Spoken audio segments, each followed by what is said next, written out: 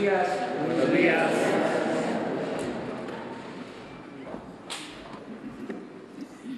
Pues como quedamos el día de ayer, que fue una mini conferencia, ahora sí tenemos más tiempo y lo dedicamos a contestar preguntas de ustedes. Empezamos con...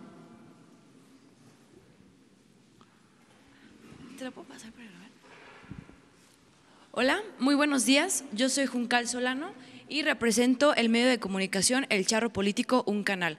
Actualmente soy estudiante de Derecho. Muy buenos días, presidente, y gracias por la palabra. El día de hoy me encuentro aquí para preguntar lo siguiente. Soy estudiante y, señor presidente, considero que es importante saber, los estudiantes estamos preocupados, los que acudimos a universidades públicas, porque sabemos que también existe corrupción. Queremos saber si dentro de estas actividades, dentro de estas acciones que ustedes piensan llevar a cabo, se encuentra contemplado acabar con ese cacicazgo, con esos dueños de las universidades públicas, porque si bien es cierto, se dice que son públicas, la realidad es que sabemos que sí hay personas que se han adueñado y los estudiantes no sabemos qué pasa realmente con esos recursos, a dónde llegan. Un ejemplo claro puedo decir, a veces queremos irnos al extranjero y nos dicen no hay recursos, pero vemos a los rectores de las universidades ganando bien, gastando en publicidad. Entonces, esa sería mi pregunta, si dentro de estas actividades con el objetivo de acabar la corrupción, que yo sé que es el eje principal de este gobierno y de lo cual estoy muy entusiasmada, se encuentra contemplado el hecho de acabar con la corrupción que existe en estas universidades públicas. Un ejemplo también podría decir, hoy en día las universidades públicas se han convertido en un lavadero de dinero. Un ejemplo por citar, acaba de salir una nota en relación a la Universidad de Hidalgo. En la UNAM también se reportan basureros fifís de 19,000 pesos, donde no sabemos realmente ¿por qué se gasta en eso teniendo tantas necesidades los jóvenes? Es todo, señor presidente. Sí, hemos hablado de que tenemos todos que limpiar al país de corrupción y es el gobierno y son los sindicatos, las organizaciones sociales, civiles, empresariales, las universidades, que no haya corrupción y que prevalezca la transparencia. Todo esto lo tenemos que hacer con la participación de todas y de todos y al mismo tiempo siendo respetuosos de las autonomías que no pueden significar cotos de poder, no pueden ser islas dominadas por caciques, trátese de un sindicato, de una universidad o de cualquier organización gubernamental, aunque sea autónoma, al final de cuentas todos tenemos la obligación de informar. ¿Habrá auditorías para las universidades? Estamos buscando un mecanismo de común acuerdo con las universidades, porque conviene la transparencia, sin que se interprete de que es una injerencia del gobierno y una violación a las autonomías. Nosotros estamos cumpliendo, transfiriendo fondos, entregando los recursos a las universidades. Hay en efecto quejas de que pueden recibir más recursos, hay universidades con influencia política, incluso vinculadas a partidos, y las comisiones de educación en el Congreso manejadas por representantes de universidades, diputados o senadores, pero al mismo tiempo exrectores o integrantes de grupos que manejan universidades y que tienen mucha capacidad de gestión y obtienen muchos fondos para las universidades, pero la queja es de que ese dinero no se aplica bien. Ya conocemos todo lo que sucedió con la famosa estafa maestra, y los maestros de asignatura de las universidades están muy mal pagados. Entonces, pueden tener las universidades más presupuesto, pero se queda arriba. Hay también un sistema piramidal, no hay igualdad, no hay equidad, los de arriba se dan la gran vida y abajo el maestro de asignatura gana muy poco. Ahí les dejo de tarea que se investigue cuánto gana un maestro por hora, un maestro de asignatura en las universidades.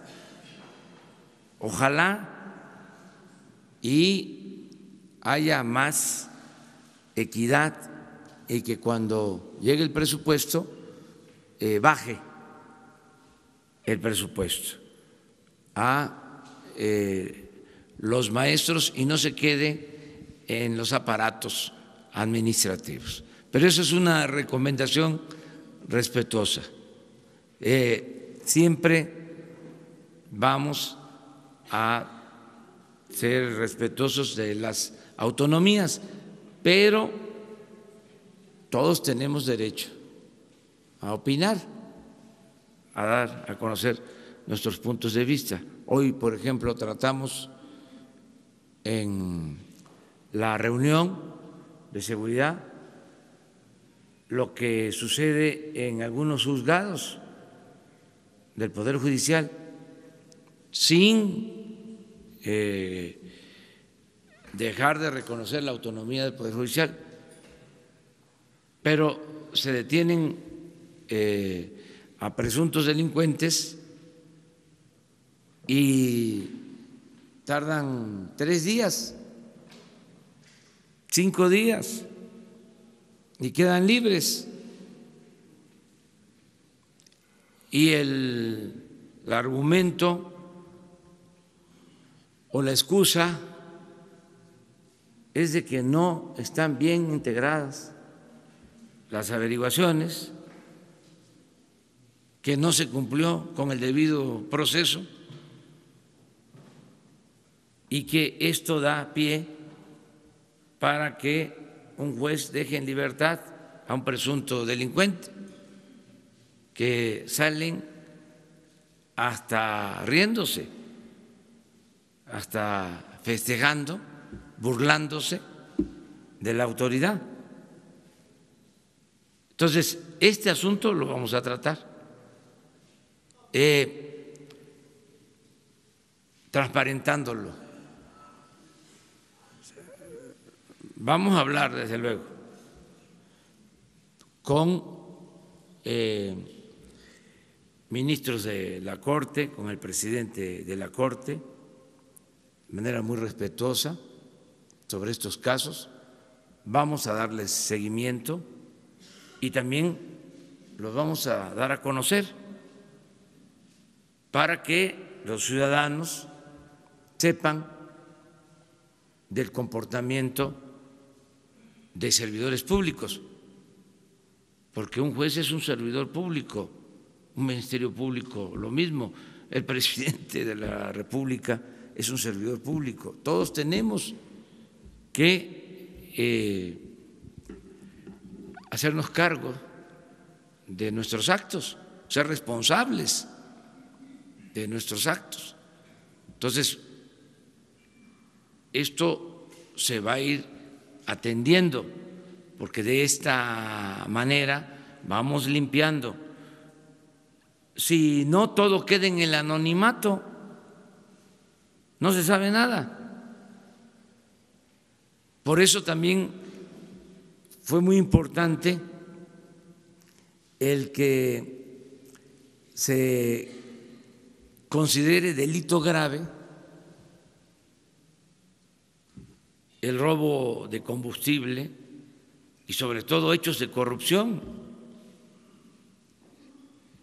Ya pronto se les va a informar a ustedes cómo van a quedar las reformas constitucionales para convertir en delito grave hechos de corrupción. Ayer lo mencioné, que en enero de 1994 dejaron de ser delitos graves, se reformó el Código Penal para que no se consideraran delitos graves actos de corrupción desde 1994. Por eso es una gran reforma la que se está por terminar de aprobar en las legislaturas. A alguien que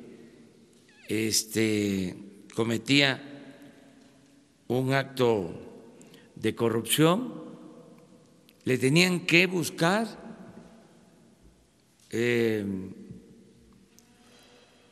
alguna relación con lavado de dinero, porque los hechos de corrupción no se consideraban delito grave y podían salir bajo fianza. En cambio, el lavado de dinero sí era delito grave y no salían bajo fianza. Entonces, por eso a muchos de los que tienen en la cárcel o están en la cárcel por corrupción se les está también acusando de delito grave. Si no, no estarían. Entonces, todo esto se hizo de manera deliberada, que no me vengan con el cuento de que fue una reforma legal casual o apegada a las nuevas concepciones del derecho. No, todo fue concebido para proteger a corruptos. Yo comentaba en una ocasión que habían legisladores famosos, abogados, que siempre se oponían a reformas para castigar el influyentismo y nunca se hicieron modificaciones al marco legal. Pero bueno, ya nos desviamos, pero es interesante el tema. Presidente de México, buenos días. Carlos Pozos, de Líderes Mexicanos y Petróleo y Energía. Presidente, usted como el primer mandatario de la izquierda mexicana en el poder a 101 días de su mandato, ¿considera usted que ha demostrado que no es un peligro para México? Y en ese sentido, si podría usted ahora convocar y firmar un acuerdo nacional con las fuerzas de la sociedad para hacer de la honestidad una forma de vida y de gobierno. Bueno, yo creo que estamos gobernando para todos, ayer lo dije. Les recuerdo lo que me comentó un migrante durante la campaña en San Quintín, Baja California, un adulto mayor, un migrante poblano que vive en San Quintín, terminó un acto y me buscó. En la multitud estaba yo despidiéndome hasta que me encontró y me dice, así como el presidente Juárez separó al Estado de la Iglesia, porque a Dios lo que es de Dios y al César lo que es del César, ahora lo que se necesita es separar al poder económico del poder político y que el gobierno represente a todos los mexicanos. Pues esa es la lección que estamos aplicando, que el gobierno no esté al servicio de un grupo, por poderoso que sea, que el gobierno represente a ricos y a pobres, de todas las clases sociales, de todas las religiones, creyentes, no creyentes, de todas las culturas, de todas las preferencias sexuales. Eso es lo que estamos haciendo. Esa es una transformación. Si es esto ser de izquierda,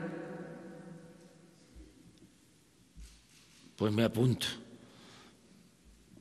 Pero considero que esa es nuestra responsabilidad y sí convoco a todos los mexicanos. No es la primera vez, es reiterar que debemos todos poner por delante la honestidad como forma de vida y como forma de gobierno. Si todos ayudamos para que se acabe la corrupción, se va a lograr el renacimiento de México. Es la gran reforma. Ayer también mencioné eso. Hasta para propósitos económicos, porque siempre se habla, ¿y cuál es el modelo económico? Y lo que dije ayer, vamos a demostrar que si no hay corrupción, hay crecimiento económico. El modelo que se está llevando a la práctica con el nuevo gobierno va a dar resultados en México y va a ser ejemplo mundial, porque toma como punto de partida el acabar con la corrupción, el que haya honestidad, con el agregado de la austeridad republicana. Porque ningún modelo económico funciona con corrupción. Esa es la enseñanza mayor. Si hay corrupción, no hay crecimiento, ni siquiera crecimiento, mucho menos desarrollo. Entonces, lo que vamos a demostrar es que sin corrupción se pueden liberar muchos fondos para el desarrollo, puede haber bienestar y puede haber paz y tranquilidad. Una segunda pregunta, presidente. Ante la ola de críticas en contra de las conferencias de prensa llamadas mañaneras, ¿qué autoevaluación hace usted como presidente en ejercicio y a este ejercicio periodístico? Bueno, ya les agradecí ayer y pues no tenemos por qué tener la piel tan delgada, tan sensible. Hay que aceptar las críticas, los cuestionamientos y al mismo tiempo también saber que mucha gente está pendiente de estas conferencias. Muchos, pero no voy a presumir. Y es por ustedes y por nosotros, es por los que nos reunimos aquí a tratar estos temas. Tenemos ventajas. Ustedes, porque pueden preguntar abiertamente, sin censura. Y yo tengo la ventaja de que, como soy presidente, cuento con bastante información. Siempre tengo cosas que decir. Entonces, no son lugares comunes, refritos, siempre hay algo nuevo. Sí, me repito, pero no tanto. Me tengo que repetir porque tengo que estar reafirmando ciertos criterios y principios. Yo siempre sostengo que un escritor no debe de repetirse, pero un dirigente político sí, porque es parte del trabajo de concientización que se tiene que ir haciendo. Los dos. Presidente, buenos días. Misael Zavala, del Universal. Hoy en la portada del periódico El Universal llevamos una información de que, según la Secretaría del Bienestar, van a desapareció el presupuesto para 5,000 comedores comunitarios que antes eran de la Sede Sol, ahora Secretaría de Bienestar, y que formaban parte de la Cruzada Nacional contra el Hambre. Sí desaparece este presupuesto, eran más de 3,000 millones de pesos para los comedores comunitarios, y además la semana pasada, esta semana se dio a conocer la desaparición de un autobús que viajaba hacia Reynosa, en Tamaulipas. ¿Qué información le han proporcionado por parte de la Secretaría de Seguridad Pública? El gobernador Cabeza de Vaca ayer decía que ese autobús iba custodiado por la Policía Federal, pero el secretario Durazo dice que no. ¿Qué pasa con este caso? Gracias. Bueno, acerca de los programas sociales se está haciendo una revisión. Tenemos pendiente el informe que vamos a presentar sobre la corrupción que prevalecía en la Secretaría de Desarrollo Social,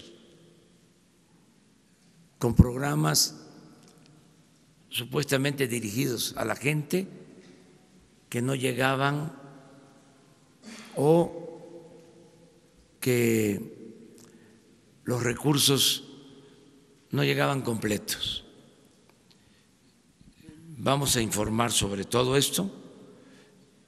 Se está haciendo una revisión, ya no existe la Secretaría de Desarrollo Social ni sus prácticas. Se terminan alrededor de 30 años de estos programas electoreros que solo mediatizaban y que daban pie a la corrupción, utilizando el nombre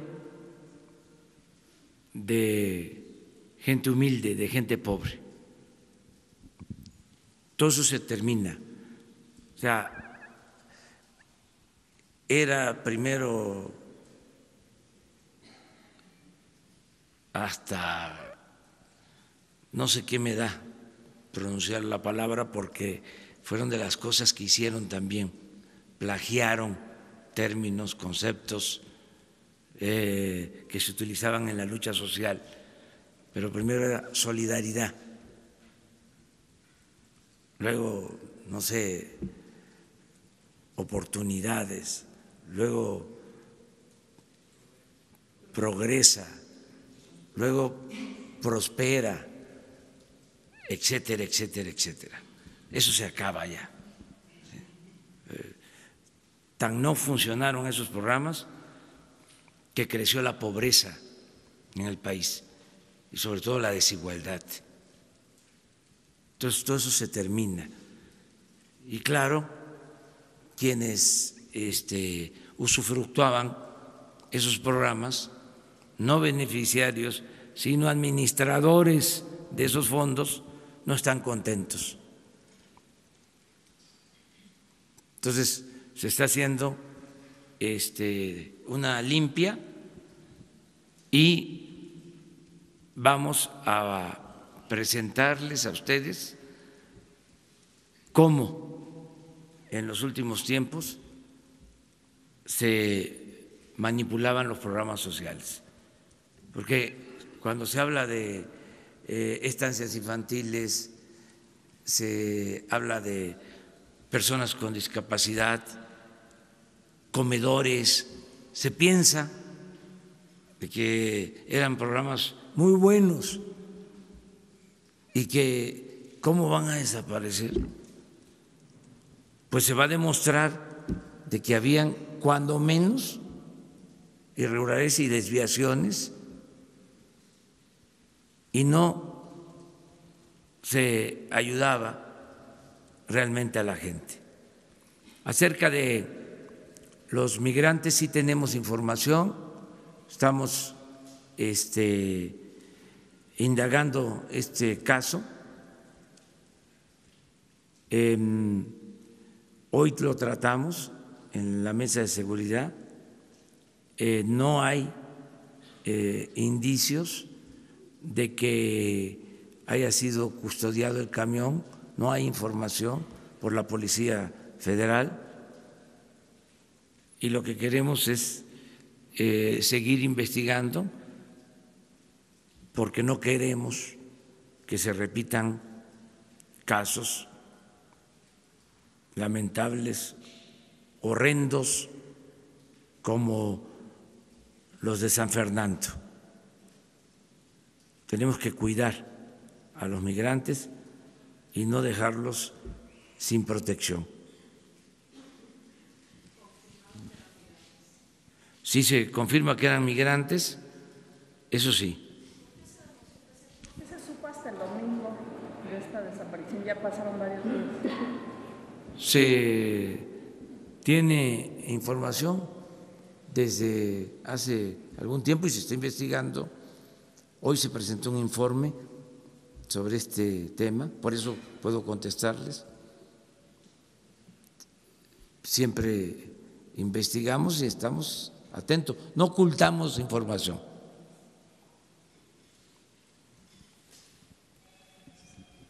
Gracias, presidente. Sobre este tema nada más de Tamaulipas, para precisar, el hecho de no haber hecho público la información sobre el presunto secuestro de los migrantes permitió que siguieran las rutas de los autobuses y eso no puso en riesgo a esos pasajeros y a esos otros migrantes, el hecho de que el gobierno de Tamaulipas no haya informado sobre este caso.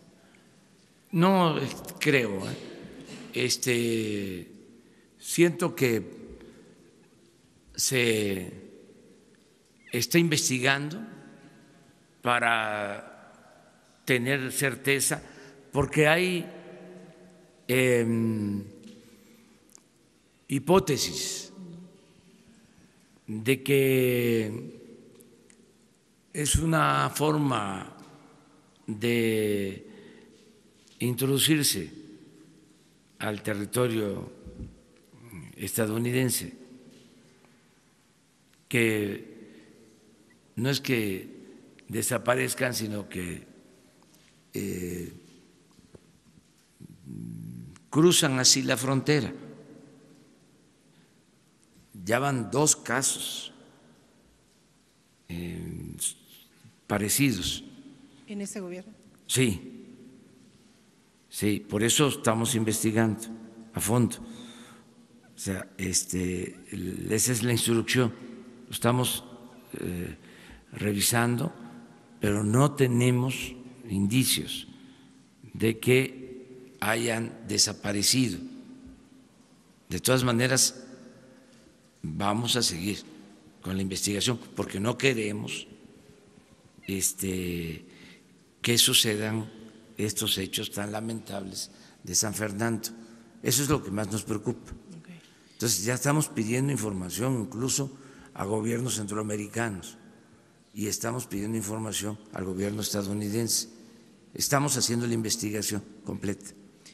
Bien, presidente, en el tema de los jueces, ¿ustedes tienen detectado si es ineficacia de los juzgadores, corrupción, les vale? ¿Qué tan responsable es el Poder Judicial del clima de impunidad que está viviendo el país? Y si van a implementar algún mecanismo formal, más allá de acusarlos con los ministros, si van a poner alguna queja formal ante la judicatura en contra de estos jueces, ¿qué van a hacer? Sí, vamos a tratar el tema. Mañana tenemos en la reunión de seguridad este asunto en la mesa. ¿Pero va a haber alguna queja formal en contra de estos jueces? Sí, o sea, vamos a hablar con la Fiscalía General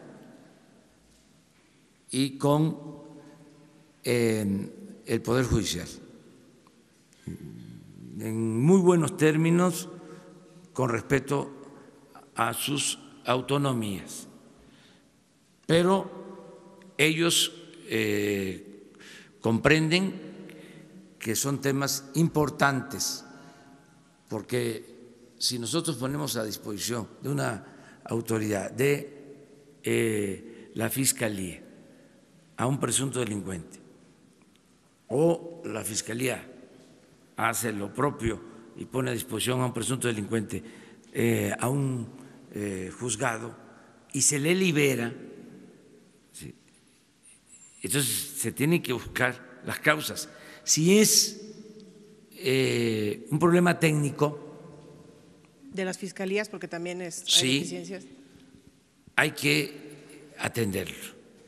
En el caso de la Fiscalía, a ver cómo está la capacitación de ministerios públicos, de fiscales, por qué están incompletas o no sólidas las consignaciones, qué está fallando, si es un asunto técnico, si es por corrupción, también. Sí. No se pueden ocultar las cosas, ya no es lo mismo, se transparenta todo. ¿Qué es lo que venía sucediendo? Se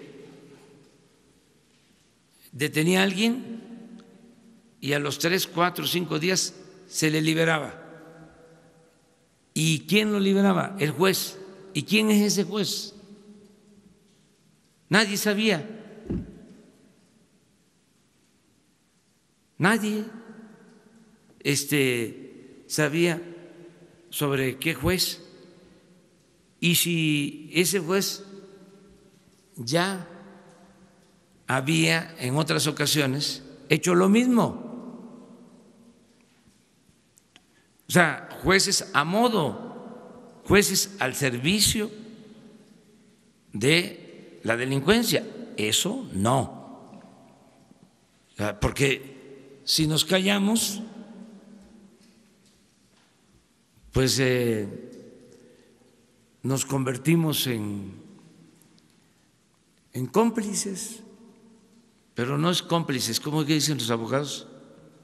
Encubridores. Encubridor. Presidente, Encubridor. y por último preguntarle si en estos 100 días de gobierno ya tienen algún avance concreto en las indagatorias sobre la corrupción en el sector salud. Hoy se publica un diagnóstico de la Secretaría de que en el sureste hay un desastre.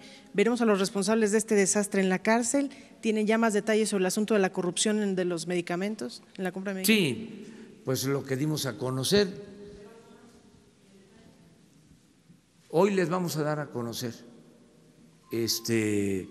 lo de los proveedores y ayúdennos también a investigar, ¿no? O sea, es que imagínense si se compran alrededor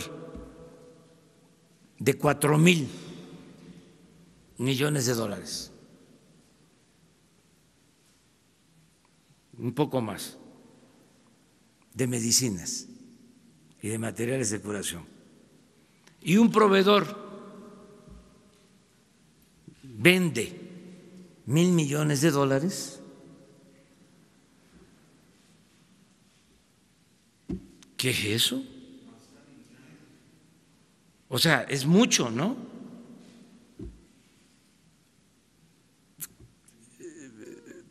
Puede ser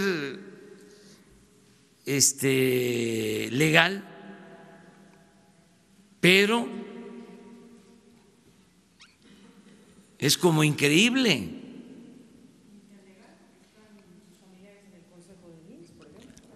No, pero ese no. No. Eso que ustedes publican, porque estoy pendiente, no de lo que ustedes publican, de todos, lo que ustedes publican. O sea, es mi trabajo informarme.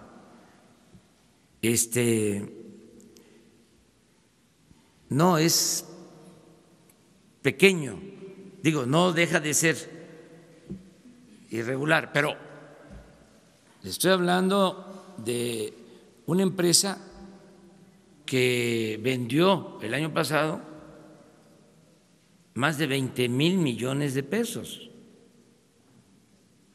Una empresa. Ayer lo comentaba, 3 empresas le vendieron al Seguro y al ISSSTE 36,000 millones de pesos. 3.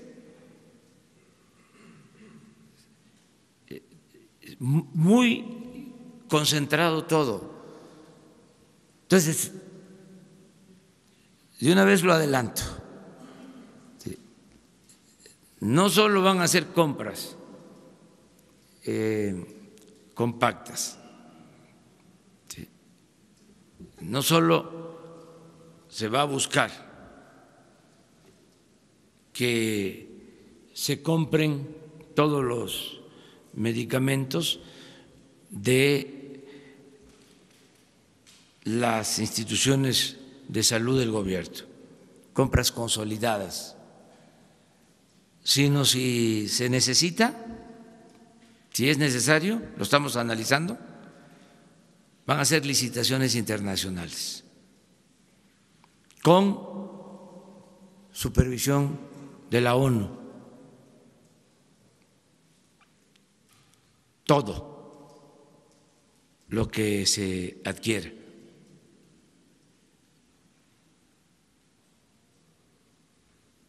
Porque es mucho lo que se pierde, se fuga en todo lo que es el sector salud.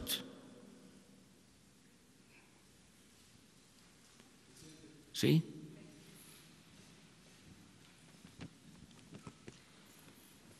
Muy buenos días, señor presidente. Andrés Manuel López Obrador. Me llamo Pati Estrada, mexicana, con más de 20 años de periodista en Estados Unidos, en diferentes medios de comunicación. Represento hoy el show de Alex, el genio Lucas, que se transmite en 90 ciudades del país, y del periódico de Dallas Digital, Hoy Dallas. Y bueno, estas son mis preguntas. Usted nos ha dicho a los periodistas que hagamos nuestra tarea y yo hice mi tarea y aquí vengo. En el tema de protección, le comento que fui testigo presencial de la ejecución del mexicano Edgar Tamayo en el 2014. Fue ejecutado por el asesinato de un policía en Texas. Edgar Tamayo le comentó a la periodista Patricia Giovini, que escribió el libro Protocolo de la Muerte, que ella narra pues las historias de todos los sentenciados a muerte en las cárceles de Estados Unidos. A 5 días de su ejecución, esto es lo que le dijo Edgar Tamayo a Patricia Giovini: te platico que el consulado me va a traer a mis hermanos. No los he visto, pero me los traen cuando ya me van a quitar la vida. ¿Por qué nunca nos escuchan antes de tener una fecha de ejecución? Y luego lo hacen cuando tienen a los periodistas encima para pararse el cuello. No soy el único con quejas en contra del consulado en Houston. El gobierno mexicano debería hacer una investigación. Por ejemplo, siempre me niegan ver una copia del reporte en el que le dicen a la Secretaría de Relaciones Exteriores lo que hace por nosotros, de nuestra situación aquí en el corredor de la muerte. Se los he pedido y me ignoran. Entonces pienso, ¿qué pueden estar diciendo en este reporte? Muchas mentiras. Eso es lo que escribió Edgar Tamayo a la periodista Giovini. Entonces mi pregunta es, ¿usted cree que sea posible que el consulado mexicano, la red consular, a través del Departamento de Protección, conceda esos informes sobre lo que hacen los cónsules de protección a los presos en cárceles en Estados Unidos, sobre todo en los sentenciados a muerte, no solo en el caso de Tamayo, sino en otros casos? Otra pregunta, señor presidente, es en el área de documentación. Muchas personas nos llaman y nos dicen que llaman al número de Mexitel, 1877 Mexitel, para hacer su cita, para tramitar pasaporte o para tramitar matrícula consular. Siempre están agotadas las citas, batalla la gente, tiene emergencias que viajar, tienen que sacar un permiso vehicular, pasaporte o matrícula. Entonces, ¿qué pasa? Yo hice una llamada y resulta que me entero que hay consulados en donde a un lado, donde sacan copias, por ejemplo, venden las citas para Mexitel para tramitar pasaporte o tramitar matrículas. Por ejemplo, se anuncian en las redes sociales como Facebook y dice: yo tengo 40 citas para trámites de pasaporte y matrículas mexicanas. Para mayor información, comunícate conmigo. Yo no sé si la gente que supervisa Mexitel tiene conocimiento de esto, de que hay coyotaje, que alguien acapara en un servicio que debe ser gratis, pues ya los connacionales tienen que estar pagando hasta 20, 30 dólares y sobre todo la tediosidad de tener que esperar cuando tienen alguna emergencia. Esa es otra pregunta, esa es otra sugerencia, si es posible que se investigue esta situación en Mexitel, señor presidente. Y acerca de que usted tiene la intención de convertir los consulados en defensorías o procuradurías, hice mi tarea. Le comento que en el condado Harris, en Houston, hay un comisionado que se llama Rodney Ellis. El comisionado Ellis tiene un programa piloto que se llama Estrategia de Defensoría del Migrante. Es un programa para ayudar a defensa legal de migrantes. La ciudad de Houston tiene una gran cantidad de migrantes. De hecho, hay 90 consulados de todo el mundo en Houston.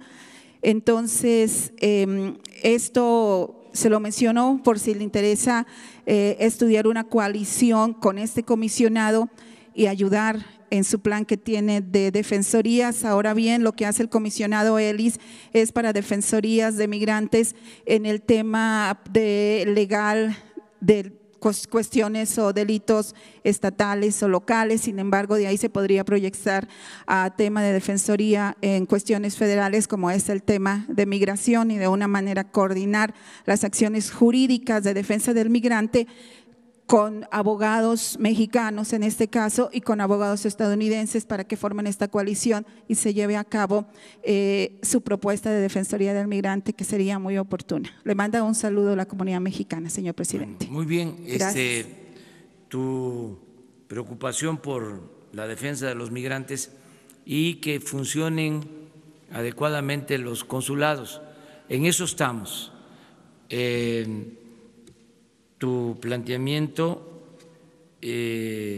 ha sido registrado, copiado y lo vamos a entregar yo personalmente al secretario de Relaciones Exteriores, a Marcelo Ebrard. Estamos precisamente presentando al Senado a los nuevos cónsules en Estados Unidos. Son 50 consulados y queremos que protejan a los mexicanos, a los 24 millones de mexicanos que viven, trabajan en Estados Unidos. Estamos buscando también, por lo mismo, que los consulados se conviertan, digo siempre, en una especie o algo parecido, matizo, para que los formalistas no refuten diciendo que eso no es posible, pero lo que queremos en la práctica, en los hechos, es que los consulados sean como procuradurías de la defensa de nuestros paisanos migrantes. Ese es el enfoque que queremos darle y lo vamos a seguir haciendo, defendiendo derechos humanos, aunque se trate de sentenciados a muerte. Nosotros tenemos la obligación política, moral, de atenderlos, de protegerlos, de defenderlos. Nosotros no estamos a favor de la pena de muerte. Si en Estados Unidos está establecido este severísimo castigo, nosotros siempre vamos a defender la vida de los seres humanos. Inclusive la diplomacia mexicana ha acudido a organismos internacionales siempre para proteger a condenados a muerte en Estados Unidos. Y han habido sentencias a favor de condenados a muerte. En algunos casos no se han cumplido con recomendaciones de organismos internacionales. Nosotros vamos a estar muy pendientes porque somos respetuosos de las leyes, de la soberanía de otros países, pero al mismo tiempo somos un país libre, independiente y también soberano. Entonces, hay con el gobierno de Estados Unidos una relación de mucho respeto. Ayer lo dije, no queremos la confrontación, queremos una relación de amistad, pero eso no implica que nos quedemos callados o no defendamos a nuestros paisanos migrantes. Entonces, seguramente aquí con Jesús Ramírez te tomamos todos los datos y te van a buscar de parte de la Secretaría de Relaciones Exteriores, y nos importan mucho los comentarios y las aportaciones.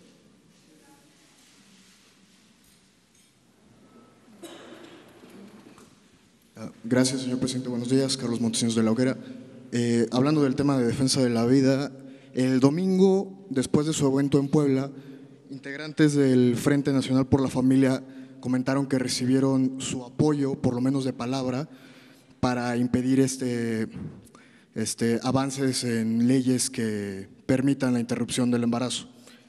Primero, si es verdad que esto sucedió, que sí les expresó su apoyo. Y segundo, ya usted mencionó que este tema y otros más controversiales serán llevados a consulta. Entonces, primero saber si, como ocurrió con el aeropuerto o como ocurrió con la termoeléctrica, usted también expresará su opinión antes de la consulta, de acuerdo a lo que ocurre. Muchas gracias. Sí, miren, en este caso me reservo la opinión porque no quiero polemizar, no quiero tomar partido. Ya hablé de que represento a todos los mexicanos y a todos les debo respeto. Entonces, por lo pronto, no me meto.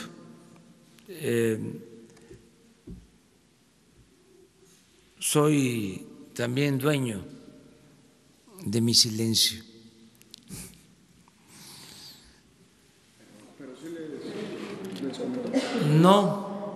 No, porque no me estoy metiendo en el tema.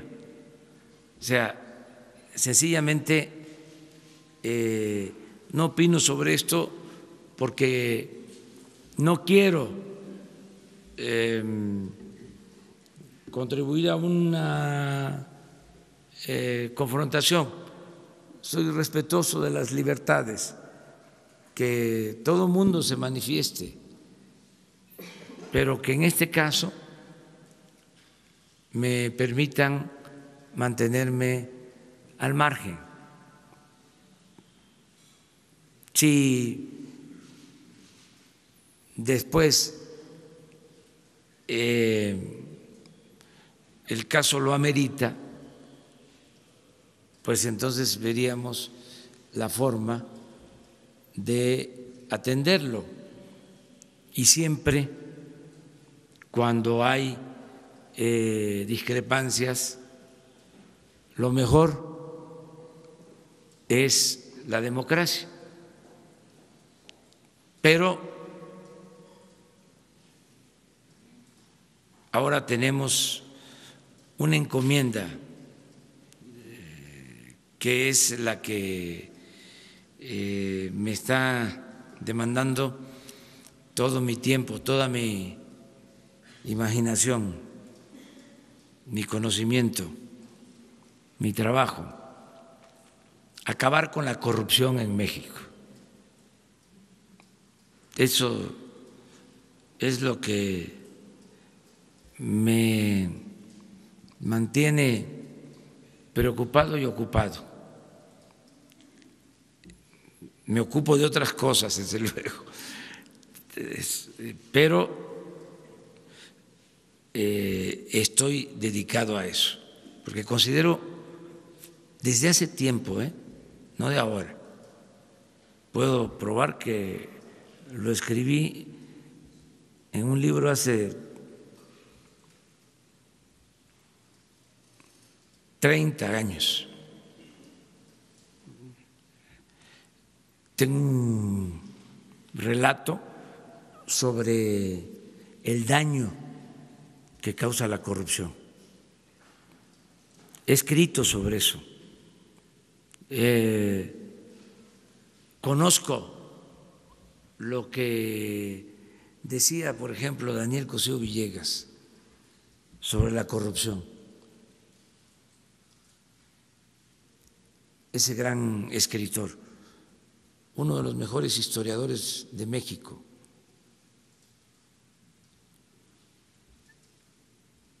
Decía, nada ha dañado más la vida pública de México que la corrupción política. Decía una cosa interesantísima, decía, la corrupción política es la causa principal, la corrupción es la causa principal de la desigualdad.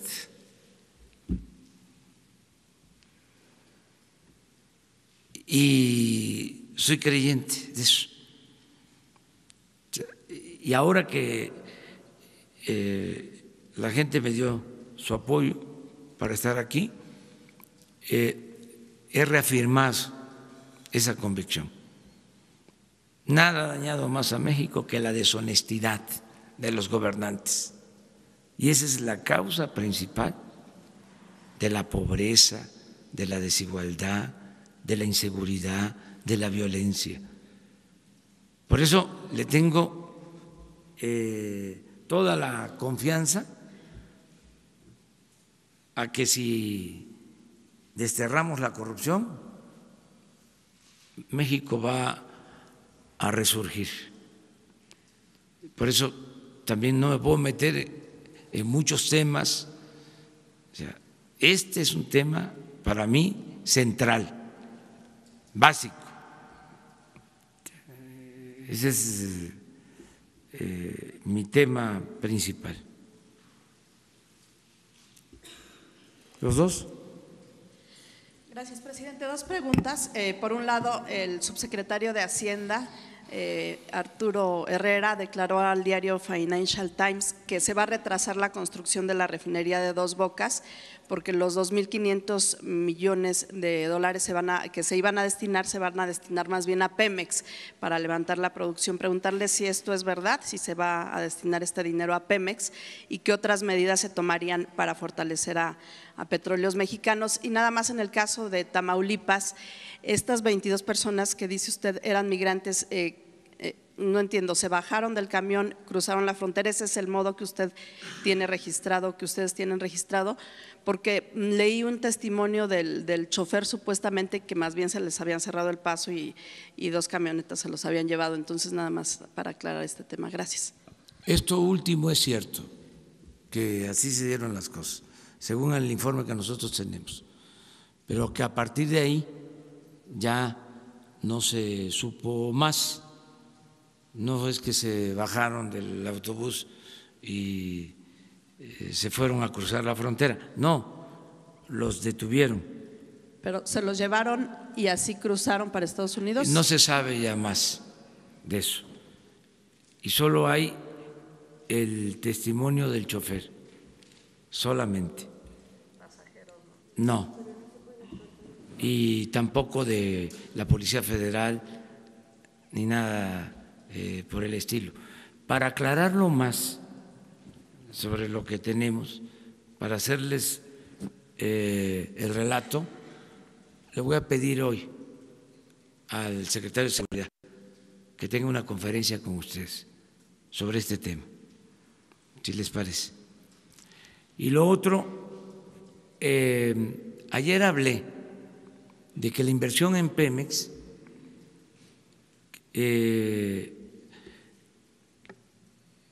crece en 40% con relación a lo que se invirtió el año pasado, 40% más. Y en el caso de la Comisión Federal de Electricidad, también aumenta la inversión pública en 60%. Pero adicionalmente, y eso no lo dije, se cuentan con 50,000 millones de pesos para la refinería. aparte de lo de Pemex. Entonces, sí tenemos presupuesto. Y es muy probable que se haga el anuncio sobre la licitación el 18 de marzo. No hay retraso. No, estamos muy bien y se va a construir la refinería. Se va a terminar en 3 años, como se contempló, y va a costar de 6 a 8 mil millones de dólares. ¿Habrían nuevas medidas para petróleos mexicanos? Sí, es que adicionales. Tienen presupuesto suficiente, pero no solo hay presupuesto suficiente en Pemex, sino que nos va a rendir más, porque se están logrando ahorros en las contrataciones de obra en Pemex, ahorros hasta del 30% en perforación de pozos y en servicios de mantenimiento. Vamos a hacer un informe el día 18 de marzo sobre la situación de Pemex. Gracias. Buenos días, señor presidente. Alejandro Lelo de la Rea. Sobre lo que comentaba de los jueces, está el Consejo de la Judicatura Federal. El Consejo tiene 7 integrantes. Este año renueva 6 de los integrantes, 3 los propone o los designa la Corte, 2 el Senado de la República y 1 usted. ¿Cuál sería el perfil y el encargo que le haría a ese comisionado consejero de la Judicatura, el que usted propusiera para que precisamente tratara de controlar? El Consejo tiene atribuciones de nombramiento de jueces, de sanción, de adscripción e incluso de remoción. ¿Cuál sería ese encargo que le haría? La segunda pregunta, presidente. En el 28 de enero incautaron unas embarcaciones en Dos Bocas porque traían huachicol. Se presume que también estas embarcaciones pertenecen a empresas, y no solo estas, sino otras que hacen alguna especie de trampa para obtener la bandera mexicana y hacer cabotaje. Eso lo denuncia la Cámara Nacional de la Industria de la Transportación Marítima. Esta bandera la entrega la Secretaría de Economía. ¿Qué haría usted para tratar de evitar que se haga esta trampa de que presuntamente empresas extranjeras utilicen a empresas que conforman México para librar este impedimento legal? Y ya nada más, si nos pudiera adelantar, sé que vienen 50 nombres por parte de inteligencia financiera de empresas, funcionarios, exfuncionarios y políticos vinculados a esta red de venta de medicamentos. ¿Nos podría adelantar algo? Gracias, presidente. Bueno, creo que el Consejo de la Judicatura es como el poder judicial del Poder Judicial. Es la instancia encargada de que no haya corrupción al interior del Poder Judicial. Si este Consejo funciona bien, se va a avanzar bastante. Todo esto lo digo con todo el respeto al Poder Judicial. Creo también que el presidente de la Suprema Corte de Justicia es una gente recta, que va a hacer todo por limpiar el Poder Judicial. Le tengo confianza. De modo que sí se va a avanzar. Lo que sucede muchas veces es de que se puede limpiar una institución, un gobierno, un poder de arriba para abajo, ¿sí?, o de abajo hacia arriba. Yo soy partidario, en el caso del Poder Ejecutivo, de que debe de limpiarse como se está haciendo, de arriba para abajo, como se barren las escaleras. Pero lleva tiempo. Limpiar la mugre lleva tiempo. Hay que estar pendientes, por ejemplo, en el caso del Poder Ejecutivo, de que no haya reciclaje. Ayer me denunciaban que gente con malos antecedentes del gobierno, que estaban en una secretaría, pasaron a otra, como si nada. Entonces, todo esto pues lleva tiempo, ir viendo quién es quién. Y ustedes nos han ayudado y nos van a seguir ayudando. Pues lo mismo en el Poder Judicial. O sea, se puede dar tiempo para que en 6 años haya una renovación en la Corte, en el Consejo de la Judicatura, pero ¿y los juzgados? ¿Sí? ¿Qué pasa con magistrados? ¿Qué pasa con jueces? O sea, es todo un proceso. Ahora, hay que iniciarlo y considero que lo mejor es no tolerar que no haya impunidad, que haya transparencia de verdad, no el Instituto de la Transparencia, bueno, también, sino el que haya denuncia pública en medios de comunicación, en las redes sociales. Eso ayuda mucho.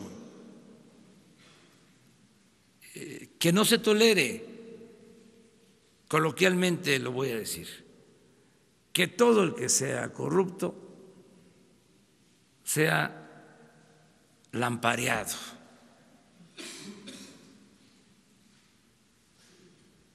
Señalado. Desde luego, cuando hay pruebas, cuando hay elementos. No callarnos. Es que antes robaban y no perdían ni siquiera su respetabilidad. Hasta se les decía a los hijos: estudia para cuando seas grande, seas como don fulano, un reverendo ladrón. Eran ejemplo a seguir. Entonces, eso tiene que terminar. Nada de que el que no tranza no avanza. No. Si eres tranza, eres mal visto. Y no solo te afectas tú y afectas a la sociedad, afectas a tu familia, afectas a tus hijos.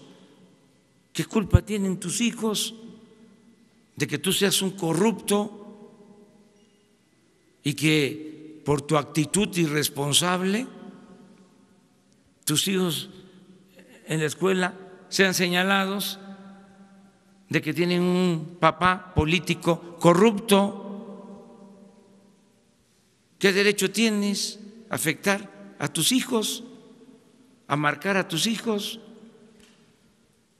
Entonces, esta es una buena campaña, lo que comentaba el compañero, el pacto verdadero,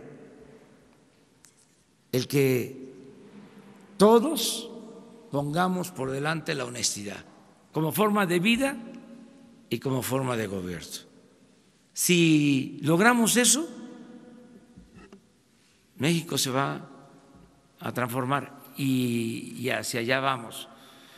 La Secretaría de Marina nos está ayudando en todo lo de las embarcaciones piratas.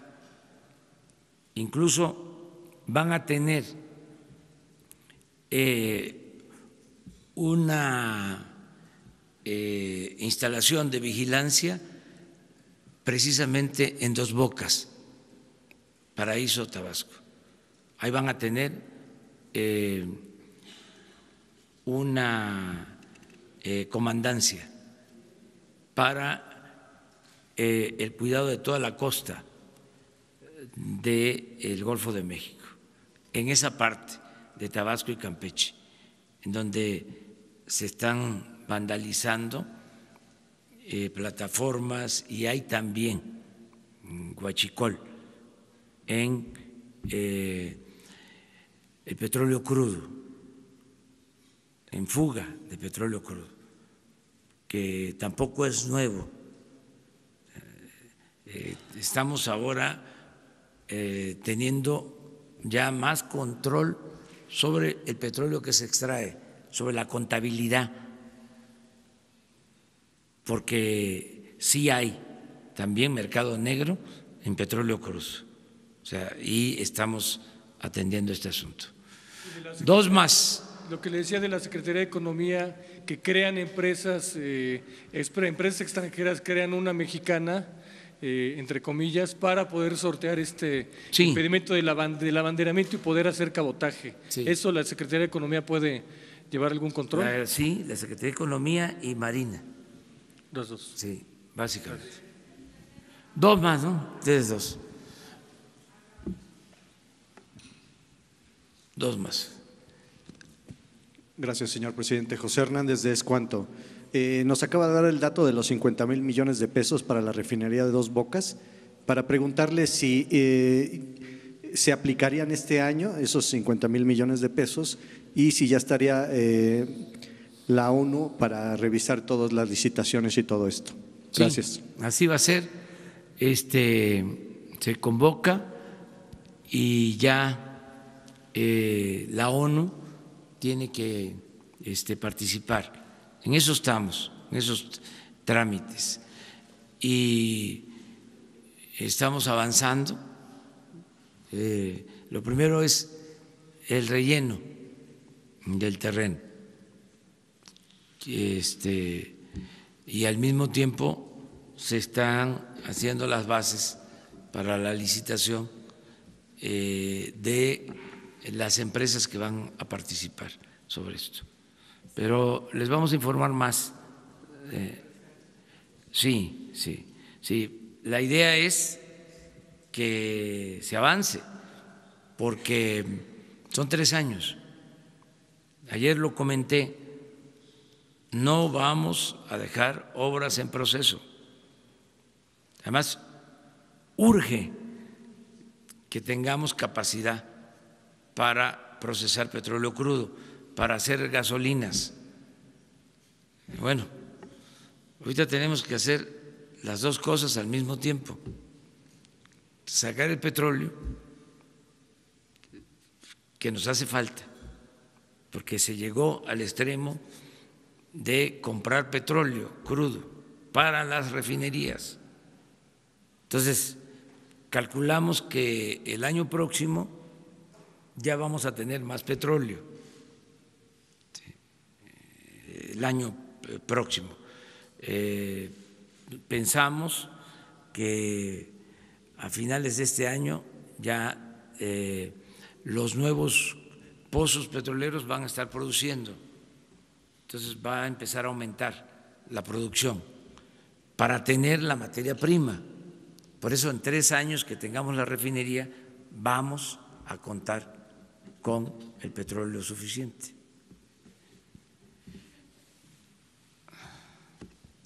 Buenos días, presidente. Noemí Gutiérrez, de Efecto TV.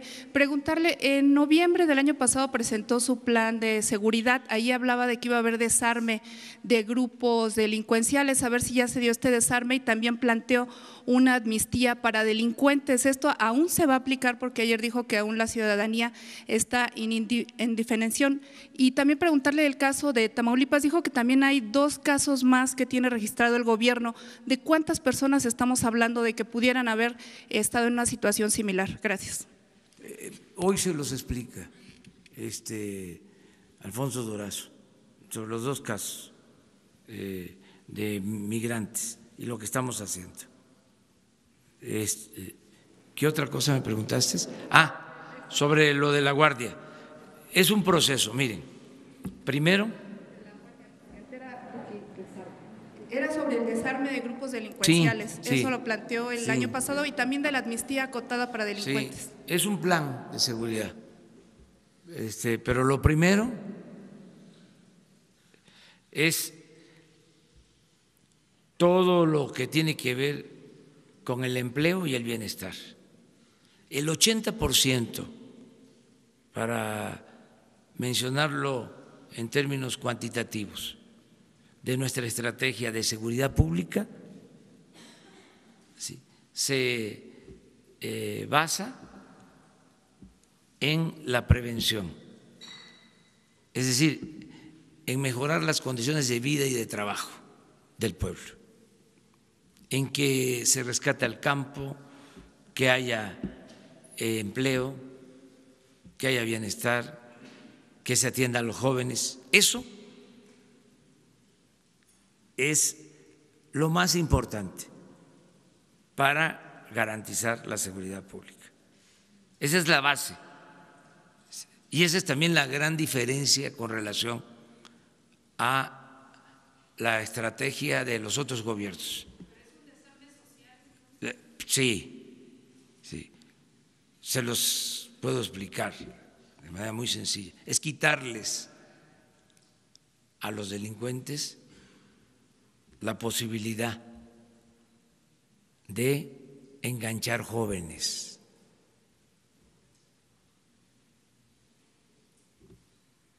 O sea, es como quitarle a los huachicoleros,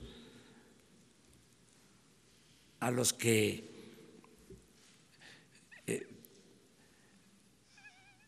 extraen en tomas clandestinas combustible por necesidad. Espérenme, eso primero. O sea, la paz y la tranquilidad son frutos de la justicia. Esa es la concepción. Muchos dicen, sí, pero ¿qué se va a hacer? O sea, porque siempre se piensa, o es lo que nos metieron en la cabeza, de que la seguridad son policías, son soldados, son cárceles, son leyes severas, amenazas de mano dura. No, si el ser humano, lo dije ayer y lo repito, no es malo por naturaleza, son las circunstancias las que llevan a muchos a tomar el camino de las conductas antisociales. Entonces, ¿qué es lo que hay que hacer primero? Pues crear nuevas condiciones de justicia. Yo no podría estar ordenando ninguna acción policíaca, ningún operativo de uso de fuerza, si no estuviese yo atendiendo las demandas sociales. Eso sería una gran injusticia. Eso no es hacer un buen gobierno. Eso es inhumano. Eso es autoritarismo. Imagínense estos que permitían la corrupción, abandonaron al pueblo y encima de eso el uso de la fuerza.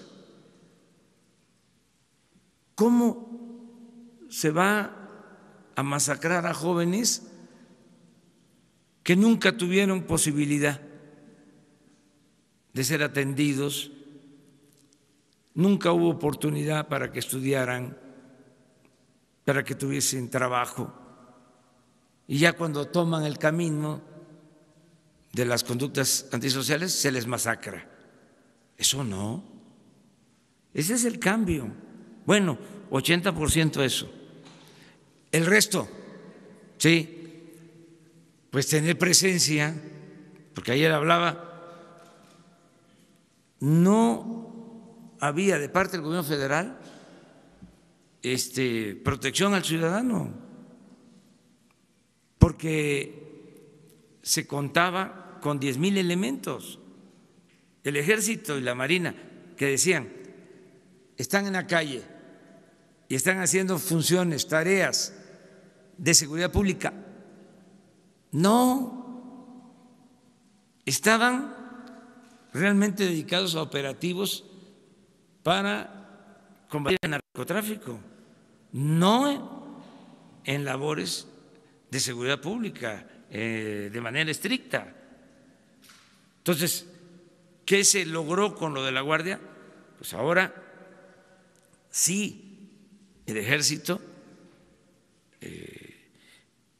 la Marina nos van a ayudar a garantizar la paz, la tranquilidad, a que haya seguridad pública. Ese fue un gran avance.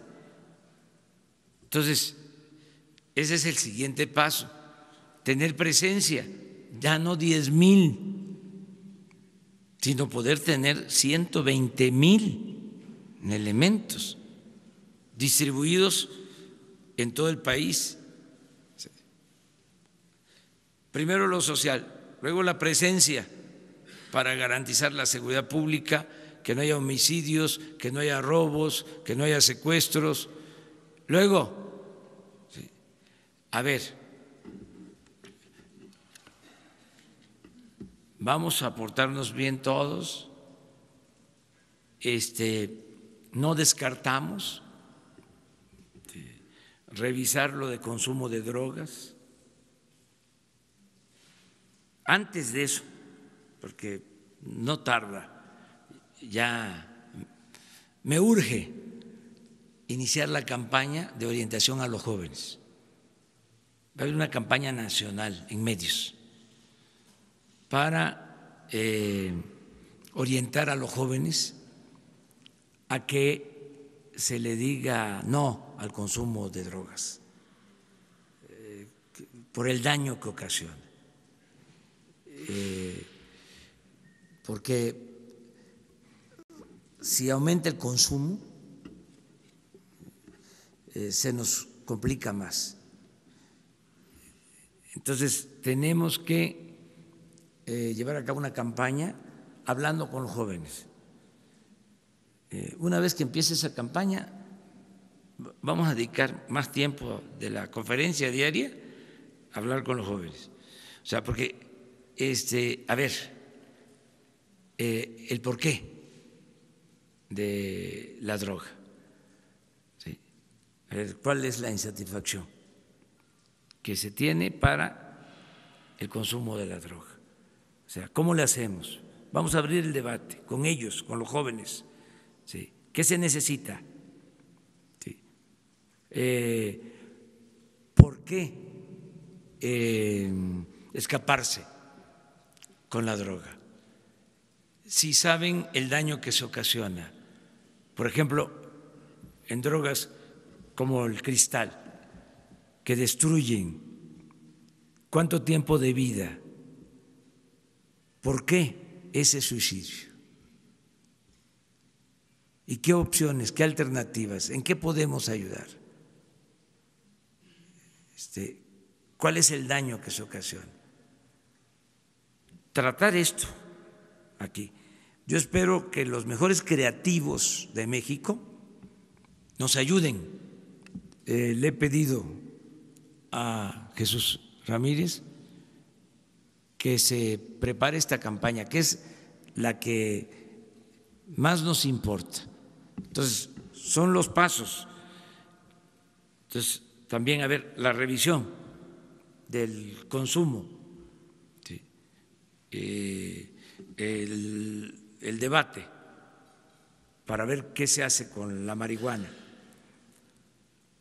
¿sí?